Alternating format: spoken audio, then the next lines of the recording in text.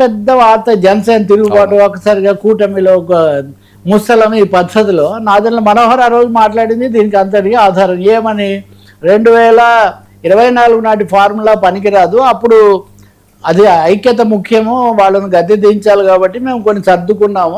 ఎప్పుడు కూడా ఈ 85 15 5 85 15 5 అన్న ఈ ఫార్ములా సరిపోదు, కుదరదు, మేము బలం ఉన్న చోట పోటీ చేస్తామని. సరే, ఇప్పుడు జనసేన ఎలాంటి పరిస్థితిలో ఉంది? ఒత్తిడిలో ఉంది. రెండవది, అంతకుముందే సామాజికంగా కాపులేనా కాదా ఇట్లాంటి పవన్ కళ్యాణ్ చేసిన వ్యాఖ్యలు, ఈ పరిస్థితుల్లో ముద్రగడ పద్మనాభం లాంటి ప్రముఖ నాయకుడు చనిపోవటము, అక్కడ జరిగిన ఒడిదుడుకులు, వీటన్నిటి రీత్యా కూడా అనేక ఒత్తిళ్లు ఉన్నాయి. ఈ సమయంలో వాళ్ళు మేమేం వెనక్కు తగ్గేది లేదు, మన పార్టీని నిలబెట్టుకుంటాము, మన బలం కాపాడుకుంటాము అని చెప్పడానికి కొన్ని మాటలు వాళ్ళు చెప్తారు. చెప్పినంత మాత్రాన ఏదో పవన్ కళ్యాణ్ తిరుగుబాటు చేసేసి ఇక జనసేన ఏదో కూటమి నుంచి తెగతెంపులు చేసుకుంటుందన్న స్థాయిలో ఊహాగానాలు చేస్తే అది పొరపాటు అవుతుంది. ఎందుకంటే జనసేన యొక్క బలాన్ని బట్టి చూసినా, గతంలో వాళ్ళు వ్యవహరించిన తీరు చూసినా స్వాభావికంగా కూటమికి మేము కట్టుబడి ఉన్నాము, 15 ఏళ్ల పాటు ఉండాలి అని చెప్పేశారు. ఇంకా ఈవెన్ లోకేష్ వచ్చినా నేనేమి అది నాయకత్వ సమస్య వాళ్ళదే కానీ మాకేం సంబంధం లేదని పవన్ కళ్యాణ్ ఓపెన్గా బ్లాంక్ చెక్ ఇచ్చేసారు. ఇంకా బ్లాంక్ చెక్ ఇవ్వలేదు అని నాదెండ్ల మనోహర్ గారు ఏమి ఆ బ్లాంక్ చెక్ వెనక్కు తీసుకునే పరిస్థితుల్లో నేను ఇంకోటి కూడా చెప్తున్నా. నేను ఆంధ్రప్రదేశ్ గురించి, తెలుగుదేశం గురించి మాత్రమే చెప్పట్లేదు.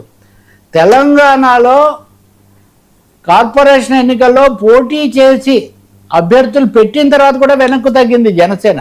అంటే బలమైన పార్టీ, కేంద్రంలోనో రాష్ట్రంలోనో అధికారంలో ఉన్న పార్టీ కోసం ఎక్కడ నెగ్గాలో కాదురా ఎక్కడ తగ్గాలో తెలిసిన వాడి నాయకుడు అంటాడు కదా పవన్ కళ్యాణ్. రెండోది, కొంచెం ఎక్కువగానే చేస్తూ ఉంటారు.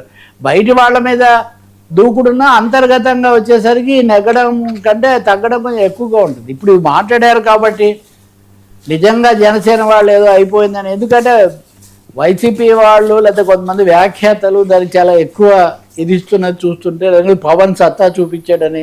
ఏం జరిగిందని? ఇప్పుడు ఏం జరగలేదే.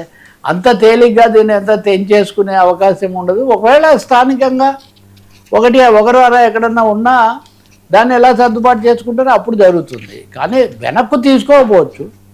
ఇంకోటి కూడా ఉంటుంది, స్థానిక ఎన్నికలు పార్టీ గుర్తుతో జరిగాయా, వాళ్ళు స్వతంత్ర అభ్యర్థుల, ఇట్లాంటి చర్చలు కూడా చాలా వస్తుంటాయి. నేను చెప్పేది ఒకటే, కూటమిలో ఏదో ఇది వచ్చేసింది, కుమ్ములాట్లు వచ్చేసాయి, వాళ్ళతో ఇదైపోతారు అనుకోవడం చాలా పొరపాటు. నేను చూస్తున్నంతలో బీజేపీ మాధవ్ అయితే అసలేమి ఇంతవరకు ఒక అక్షరం కూడా ఆయన భిన్నంగా మాట్లాడింది అస్సలు లేదు ఇంకా. కాబట్టి బీజేపీ మాట్లాడదు. పవన్ కళ్యాణ్కు మొన్న ఆపరేషన్ వచ్చిన తర్వాత కూడా వీళ్ళంతా ఎంత ప్రాధాన్యత ఇచ్చి చూశారో అవన్నీ మనం చూస్తున్నాం. కాబట్టి ఈ ఆశలు ఒకవేళ ఎవరైనా దెబ్బతినాలి అని కోరుకుంటే వాళ్ళ ఐక్యత అది జరగకపోవచ్చు అని నేను అనుకుంటున్నాను. అది పవన్ ప్రకటనలు కానీ జనసేన పరిస్థితి కానీ అట్లా లేదు. అందులో ఎవరైనా ఇబ్బందుల్లో ఉన్నప్పుడు తెగతెంపులు చేసుకోరు. రాజకీయాల్లో అది ప్రాథమిక సూత్రం. సార్, ఊపు ఎక్కువగా ఉన్నప్పుడు కాస్త పోతాయేమో, కానీ ఇప్పుడు కొంచెం డిఫెన్స్లో ఉన్నప్పుడు అసలు జరుగుతుంది. సరే, లోకేష్ అంశం ఏంటి? కవిత టైపు డైలాగ్ ఎలా హైదరాబాద్ ఎప్పటిది? అంటే లోకేష్ మొన్న ఈ రైల్వే స్టేషన్ల ఆధునీకరణ దీంట్లో ప్రధానమంత్రి గారితో కలిసి పాల్గొన్నారు. ఈయన ఇక్కడి నుంచి ఆయన సరే ఆ సందర్భంగా ఆయన చేసిన ఒక వ్యాఖ్య నిజంగా కొంచెం ఒక విధంగా తీసుకుంటే